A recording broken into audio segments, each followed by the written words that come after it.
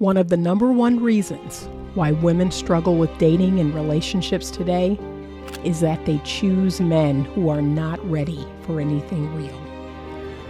Ladies, there are lots of great relationship-ready men out here. However, you need to learn how to choose them. I wrote this book to teach you how to do just that. Get your copy of Choose Well, a simple formula to determine the best man for you on Amazon today. Sipping my coffee like, ooh, okay, I'm ready. I'm before ready. And then I was like, oh, shoot, I got to go into the office. But we're going to talk briefly in the next 12 minutes about financial compatibility. And if I'm being honest, we probably don't talk about this enough, but you need to make sure that you and the person you're with in a relationship, in a marriage, you need to make sure you all are financially compatible. Okay? I'm seeing a lot of financial incompatibility, and it is causing problems because as y'all well know, money is one of the main reasons why people's relationship ends or they get a divorce. So we need to, again, this is the thing, y'all, that I keep saying. No one is intentional. No one is intentional anymore. Y'all are just falling into these relationships, falling into these marriages. You don't know how much the person makes. I remember dating a guy. This is a true story. I dated a guy. And when I asked him, his last wife, he said, I never knew how much money she made. I was like, what? And you married this woman? Like, that's a whole thing out here. That y'all are not getting basic information about the person that you're married to. He was like, yeah, I never knew how much money she made. I never knew. What? That like blew my whole entire mind. And then, of course, it completely turned me off because I was like, yeah, no, like we are not a match. We are not a match. How do you marry a whole person and you don't know what their financial situation is? You don't know how much money they make? That's crazy to me. That's some crazy work. And, you know, maybe it's a man thing. So this is y'all men saying, oh, I don't care about degrees. I don't care about money. I don't care about. No, you should. You should. Even if you're the provider, you should want to know what the woman is working with. You should want to know how she spends her money. You should want to know what her debt to income ratio is. You should want to know that. That's crazy to me. Like, even if you make, like I said, I was married to a multimillionaire. So clearly he was not checking for my money. Okay. And yet and still, we sat down and had a conversation about money. We sat down. He was like, what types of things? What's the three things? Think of the three things that you would spend a whole lot of money on, right? Travel was the first thing. That's what he knew about me. I was a traveler. I have a $15,000 a year travel budget, which I had to slash exponentially because he was like, no, we're not doing that. But I had a $15,000 a year travel budget. That was the thing I spent the most money on other than like rent and my car and all of that. But he was like, like, we're not doing that. But it was that. It was just experiences in general. So going to places and having fun with friends. But I wasn't a designer girl. I wasn't a designer bag girl. I wasn't a designer shoe girl, like a designer clothes girl. Like, that's not me. But there are things in this life that I spend a lot of money on, right? And I recognize that. But the fact that y'all are not even checking, you're not even asking, that's wild. That's crazy. Like, come on. You should at least find out if you're financially compatible with the woman. Because look, let's say you're a saver and she's a spender. And so, yeah, you're making a lot of money and she's spending a lot of money. You all are not compatible. You have to have compatibility when it comes to money, right? What if she's not saving for retirement? What if she's not saving for a home? What if no. there has to be some financial compatibility, right? We all have our thing that we spend money on. So if I spent $15,000 a year on travel and the man I'm with spent $15,000 a year on his car, like fixing up his car and putting things on his car or whatever, okay, we're technically similar. We're just spending the money on something different, right? He's not wrong and I'm not wrong. But if we come together and we say, look, these budgets are kind of wild. We need to cut back. We need to cut it in half. We need to start by cutting it in half and then seeing if we can whittle it down from there. Okay, so he agrees to take $7,500 off. I agree to take $7,500 off. And we take that 15, right? So together we have 15. We put that in a savings for a home. But we have to agree. We have to be compatible in doing that. Because if I buck back and say, no, I'm spending $15,000 traveling. Like, no, please find out. Here's the second thing. So I love a deal. Everybody knows that. I love a deal. I love a good thrift store. And let me tell y'all, when we went to Virginia Beach, my daughter and I hit 5 thrift stores in Virginia Beach. It was like heaven, okay? I love a deal. I love a good thrift store. I do. Let me put it out there. And not only am I not a designer girl, I will wear somebody else's clothes. I will wear somebody else's shoes, okay? That is Anita all day. And you will never know the difference. I can't tell you how many times, oh, those shoes, oh, that dress, oh, that jewelry, oh, that, yeah, baby, I got this for $2. I got this for $5, okay?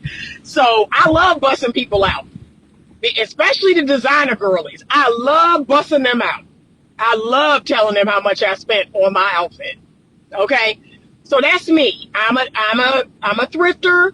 I love a good yard sale. I love a good thrift store. That's me. Now, I wouldn't be a good fit for a designer guy. So if he needs the Gucci belt, if he needs the Gucci slides, no. Like, I remember one of my couple clients coming in, and I kid y'all not, they ain't have 2 nickels to rub together.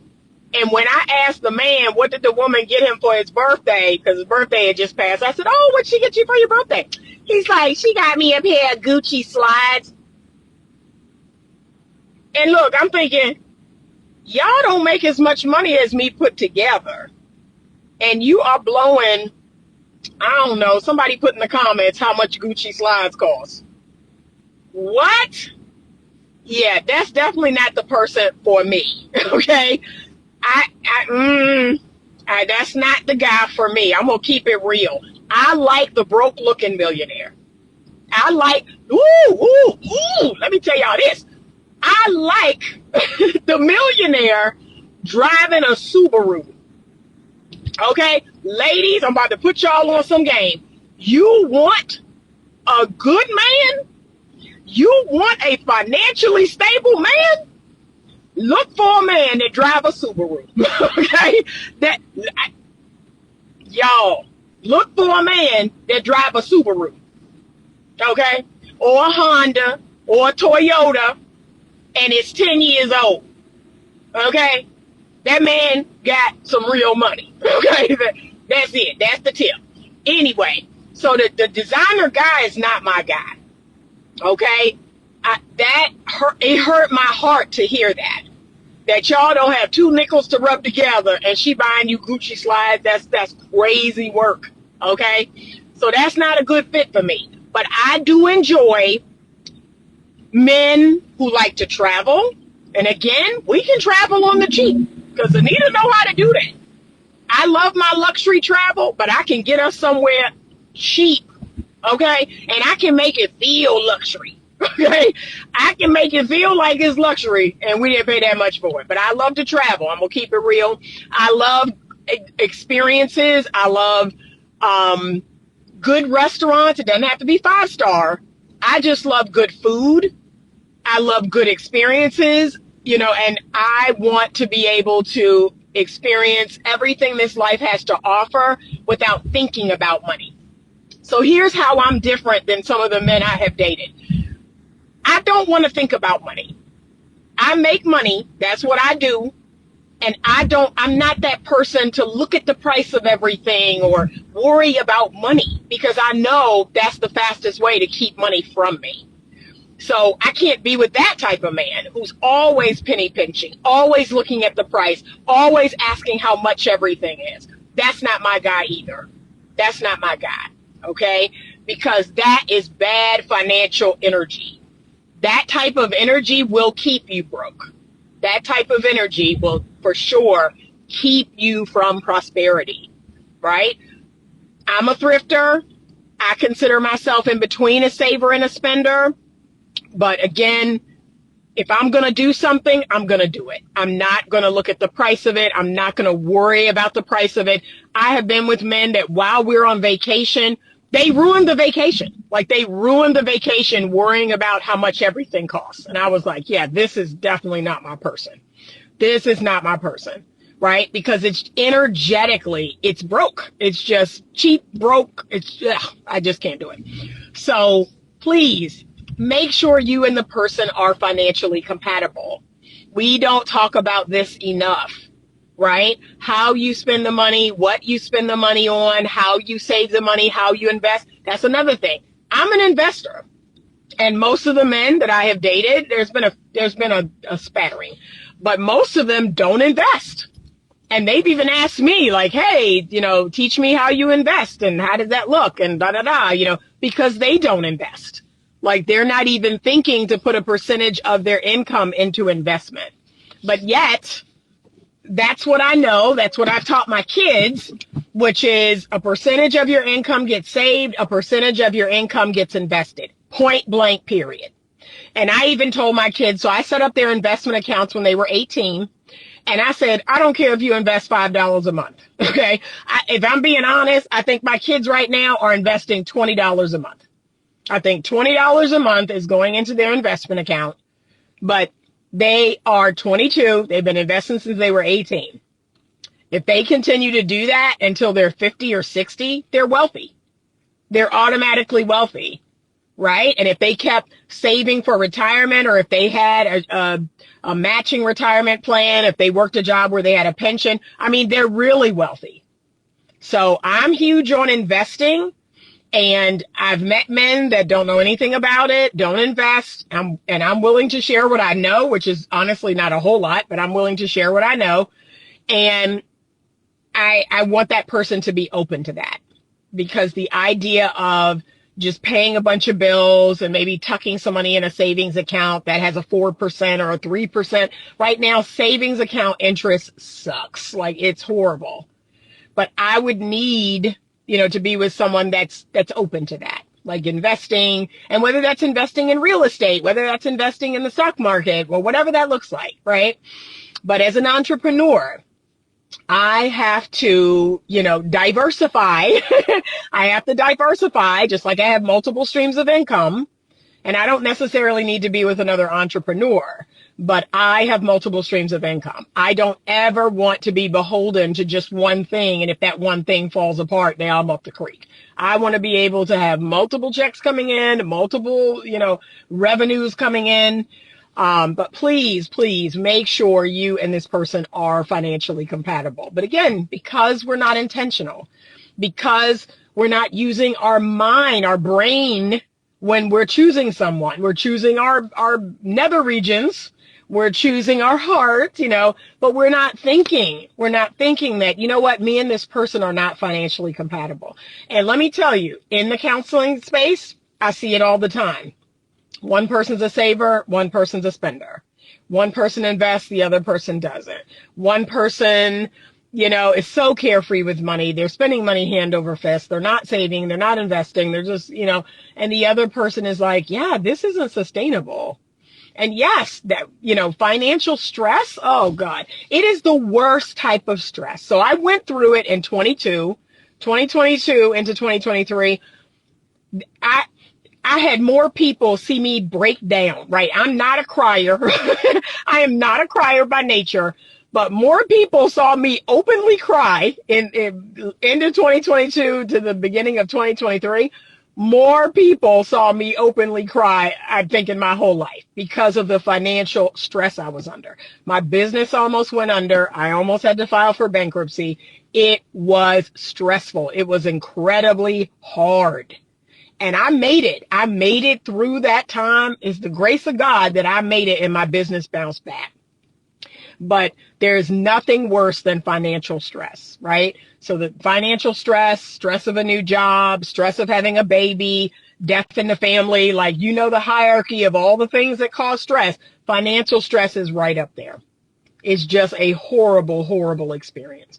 So please, please do your homework. Please make sure that you and this person are financially compatible, right? Because you can't hitch your wagon to someone that has $500,000 in debt and is still spending money hand over fist, and now they want to spend your money. Like, that's not feasible. And no matter how much love, no matter how much sex you having with that person, like, it's going to weigh on you. It's going to weigh on you. So that's the message. I had to be brief. I got to run in here and set up my computer.